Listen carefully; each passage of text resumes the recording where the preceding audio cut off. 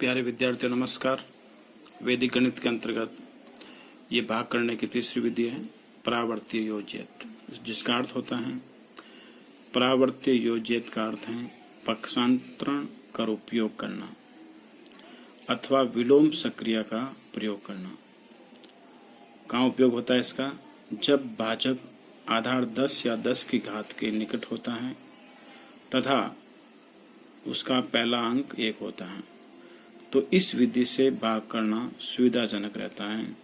यदि भाजक का पहला अंक 1 नहीं होता है परंतु उसे 1 में समायोजित किया जा सकता है तो भी इस विधि का उपयोग कर सकता है। बिल्कुल आसान विधि है।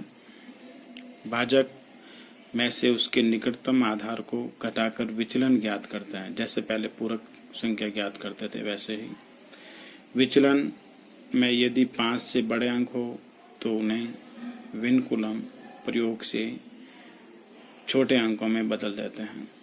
विचलन के प्रत्येक अंक का चिन्ह बदल देते हैं, फिर निखिलम विधि के अनुसार ही उसको हल करते हैं। एक प्रश्न हल करते हैं अपन। परावर्तीय योज्यत विधि से हल कीजिए। ये भाग करना है अपने को। सबसे पहले उसी प्रकार 3 खंड बनाते हैं।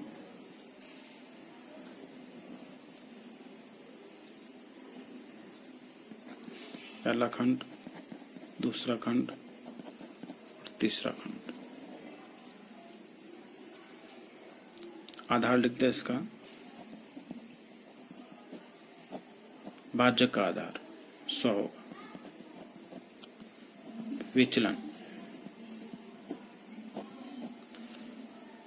विचलन भाजक में से इसमें आधार को घटाया जाता है।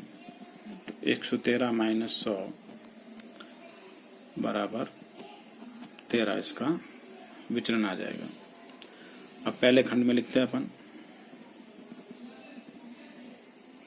भाजक 113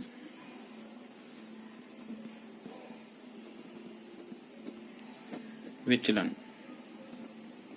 13। यहाँ परिवर्तित अंक लिखते हैं।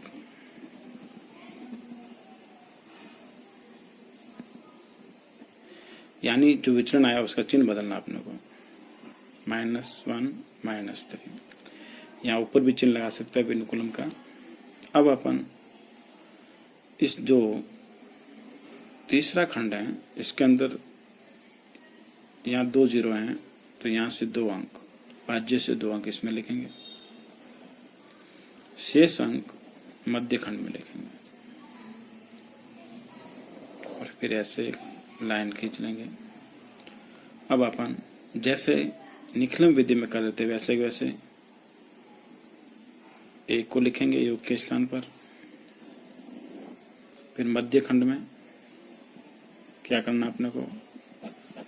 निखिलम विधि में कर रहे थे वैसे ही परिवर्तित अंक -1 -3 को 1 से मल्टीप्लाई करेंगे तो -1 -3 हो जाएंगे। ये यहाँ लिखना है -1 -3 इस प्रकार से। फिर वापस इसकी जोड़ तो 3 में से माइनस का तो 2 हो गए। वापस परिवर्तित अंक को 2 से गुणा करना है। -2 -6 तो ये -2 -6 इस प्रकार से ये जोड़ हो गई। यहाँ 2 आएंगे, यहाँ पे यहाँ 0 हो जाएगा। इस प्रकार से इनके आंसर आ गए। भागफल मध्य खंड बराबर 12, शेषफल तृतीय खंड 0-2। ये इसके आंसर आ गए। नेक्स्ट प्रश्न इसी का 13385 में 131 का भाग सूत्र परावर्तीय योज्यत से हल कीजिए। वही हल करने के लिए 3 खंड बना देते हैं।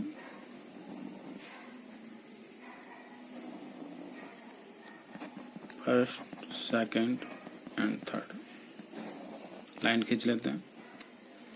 आधार लिखते हैं। भाजक आधार 100 विचलन, भाजक माइनस आधार, 131 माइनस 100, 31। पहले खंड में भाजक 131, विचलन 31, परिवर्तित अंक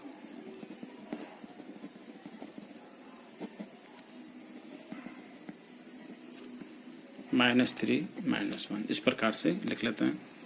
फिर देखिए 2 जीरो यहाँ पे, तो यहाँ से 2 अंक 85, तीसरे खंड में बचे हुए 133, सेकंड खंड में। फिर लाइन खींच लेते हैं योग की। पहला अंक योगफल में लिखा। मध्य खंड में क्या करना देखो, परिवर्तित अंक -3 -1 को 1 से गुणा करना। तो ये -3 -1, यहाँ आएगा -1, ये यहाँ कुछ नहीं आएगा, तो ये 0 हो गया। नेक्स्ट में परिवर्तित अंक को 0 से गुणा करना है, तो ये 0 हो जाएगा। 2 बार लिखेंगे 0 0, तो ये 0 यहाँ आएगा और 0 ही यहाँ आएगा। 3 -1 2, वापस परिवर्तित अंक को 2 से गुणा किया, -6 -2,